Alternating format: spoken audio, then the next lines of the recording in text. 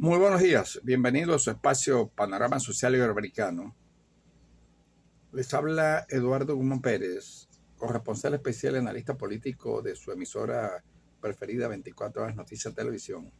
En sus programas matinales, semanales, dirigidos al territorio de los Estados Unidos, el Caribe, Iberoamérica y Europa Occidental. Hoy vamos a hacer un preanálisis del resultado de las elecciones en los Estados Unidos.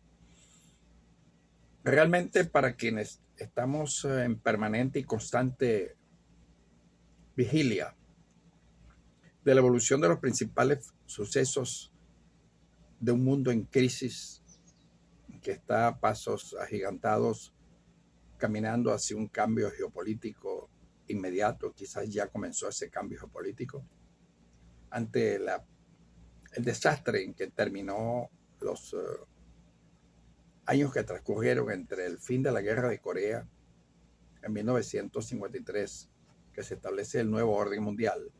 Aparecen instituciones fundamentales para mantener ese orden, como Naciones Unidas, la Organización de los Estados Americanos, los pactos diplomáticos, el diálogo norte-sur y sur-sur, los acuerdos petroleros entre los países árabes, la aparición de la zona euro, la aparición de Cuba como fenómeno político en Hispanoamérica que ha tenido un impacto enorme en las decisiones políticas de los pueblos que habían vivido bajo las llamadas democracias occidentales liberales y el gran fracaso que han tenido, lo que dio paso a que agrupaciones políticas e ideologías que ofertan solamente la esperanza accedieran al poder.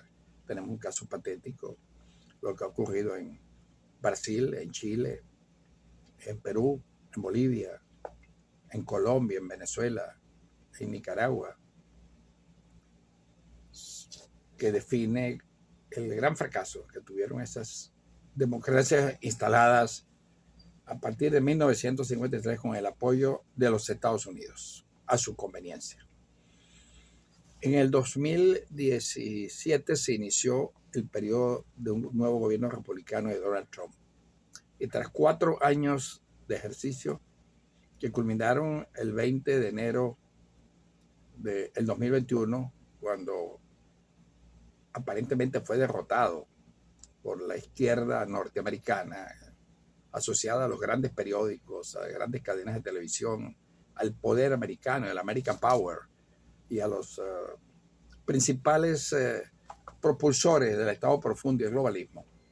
Yo publiqué en los Estados Unidos este libro que se llama Lo que yo vi el 3 de noviembre, Estado profundo y globalismo.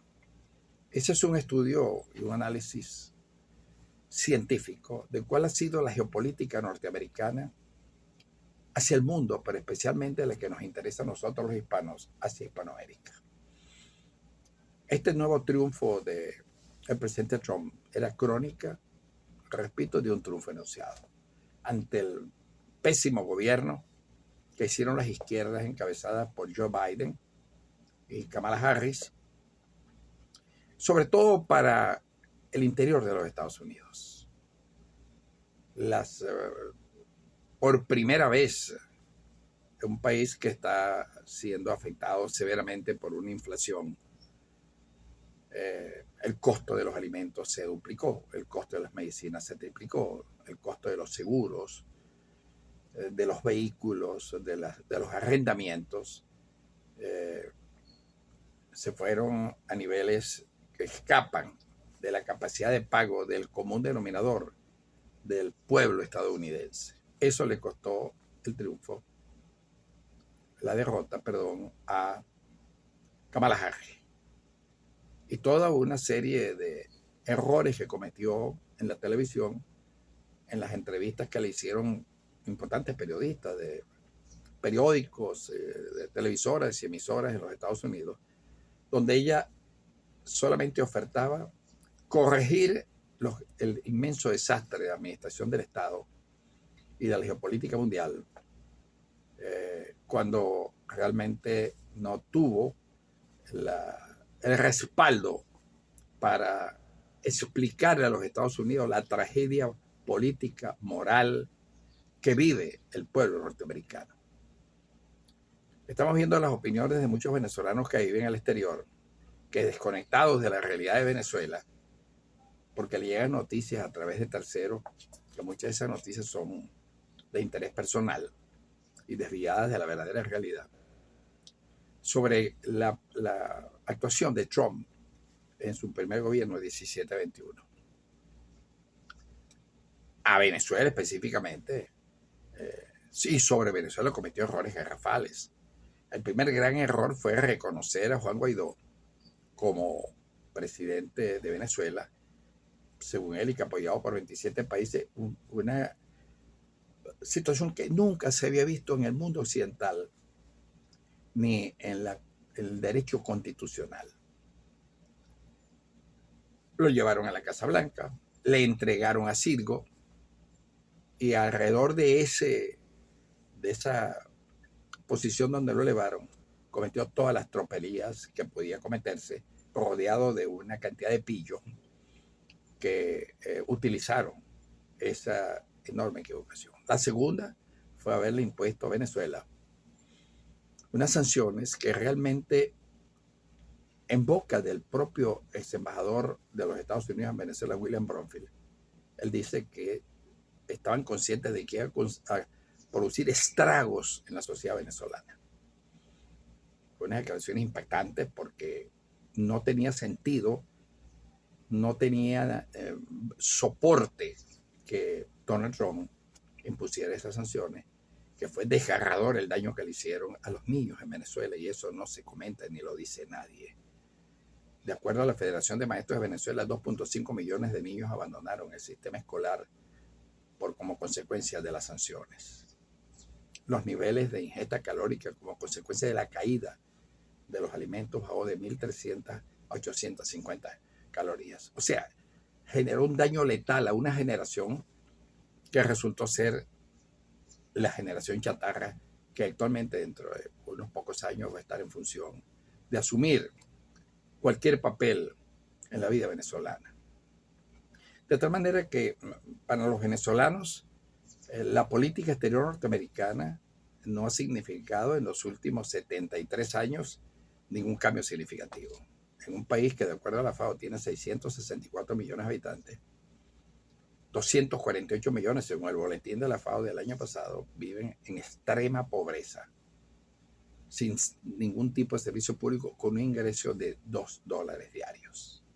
Mientras los Estados Unidos tiene a una hora de vuelo del territorio continental norteamericano, Haití, que es la evidencia del más doloroso, dramático escenario de pobreza, de miseria, mientras acaba de invertir para la guerra de Ucrania 99.000 millones de dólares, que es la tercera inversión en una guerra creada por la administración Biden, una guerra económica que trajo para Europa consecuencias letales, porque a Rusia le cortó el provisionamiento de gas y de petróleo a Europa. Y ahora los países árabes, una vez que Estados Unidos y la política de la Casa Blanca se entromete en la guerra de Hamas y los israelitas, envía 44,000 hombres, un material de guerra importante por lo que cuesta, que son unos 70,000 millones de dólares, para comprometerse mientras Hispanoamérica vive en la más absoluta pobreza, en lo que ellos llaman el patio trasero.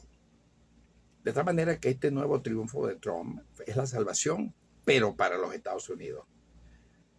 Han hablado, ganó América. América es de los hispanoamericanos. Estados Unidos es norteamericano. Es allí la gran diferencia. En la 10ª conferencia de Panamericanos de Presidentes, que se produjo en Caracas, en el aula magna de la Universidad Central, entre el 13 y el 30 de abril de 1954, que reunió a todos los presidentes de América, impuestos por los Estados Unidos después del fin de la guerra de Corea, en lo que se llamó la Internacional de las Espadas, generales, presidentes desde México hasta la Argentina, con la excepción de Costa Rica. Esa política era para combatir el comunismo. Ellos no se percataron, porque quizás sus asesores malinterpretaron la forma de vida y lo que somos los hispanoamericanos, totalmente diametralmente distinto a ellos, racial, en pensamiento, en ubicación geoterritorial. No tenemos nada que ver con los Estados Unidos. Solamente compartimos una frontera con México, a quien ellos le despojaron el 33% del territorio en 1789. Desde Luisiana, San Francisco hasta Miami, le fue despojado a los mexicanos, como le fue despojado 14 millones de kilómetros cuadrados a las naciones indígenas, de las principales naciones indígenas, los Cherokee, los Seminola, las principales naciones, y los metieron en un gueto, a las condiciones más ignominiosas. Mataron 8 millones de indios norteamericanos para imponer y tener el control los ingleses una vez que invadieron el territorio norteamericano. De tal manera que es cuestionable este triunfo, que significa, como le paso allí una información anterior de alguien que dice, se salvó América. No. Los 5 años de la política de Trump anterior, en su primer periodo, fue absolutamente negativa. No tomó en cuenta a los países iberoamericanos, de donde ellos han sustraído, han expoliado grandes reservas de todo tipo, desde los años 53, petróleo, maderas, energías y todos aquellos elementos que les son y les fueron a ellos útiles para hacer lo que ellos llaman el sueño americano, mientras nosotros vivimos la pesadilla iberoamericana. Muchos dirán, pero han sido los gobiernos los responsables de la tragedia de no haber invertido, en el caso de Venezuela, el petróleo para sanificar la pobreza, las enfermedades, todo tipo de flagelaciones que hoy continúan en esos 240 millones de habitantes que, según la FAO, siguen poblando Hispanoamérica. Les repito que en esa conferencia de presidentes del año 54, en Caracas, en el aula magna, recién inaugurada el aula magna, tenía 8 días, inaugurada por el presidente Pérez Jiménez, el jefe del Estado, en una concepción ya muy clara de la tragedia que vivían los pueblos miserables norteamericanos, suramericanos, perdón, le pidió que nos incluyeran en el Plan Marshall. Pues no nos incluyeron en el Plan Marshall.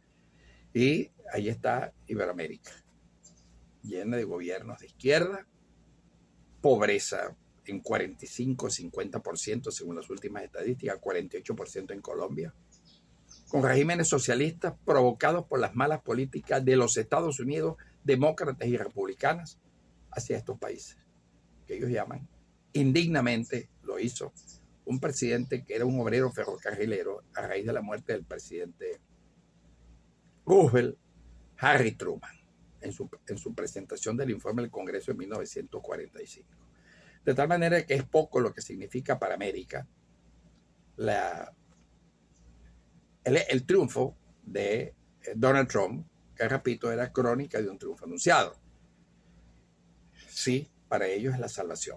En un sistema político corrompido, la justicia, un sistema electoral de 4º grado que no lo tiene ninguna de las democracias occidentales ni europeas, un consumo de droga del más alto del mundo, según la Secretaría de Salud, 183 millones de norteamericanos consumen un gramo de cocaína diaria procedente de Colombia. Y hay que preguntarse quién introduce la cocaína en Colombia, con los sistemas de seguridad aeroterrestres y navales que tiene Estados Unidos. Esto es a breve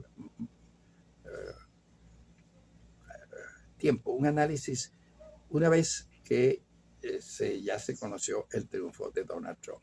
¿Volverán las sanciones? ¿Volverá la pobreza en Venezuela? ¿La miseria? ¿El abandono escolar? ¿Querer salir del sistema de la revolución bolivariana del siglo XXI con lo que hicieron en Cuba, que tiene 63 años, y las Naciones Unidas acaba de suspender el veto. Con vetos no se sale del gobierno de Venezuela. No.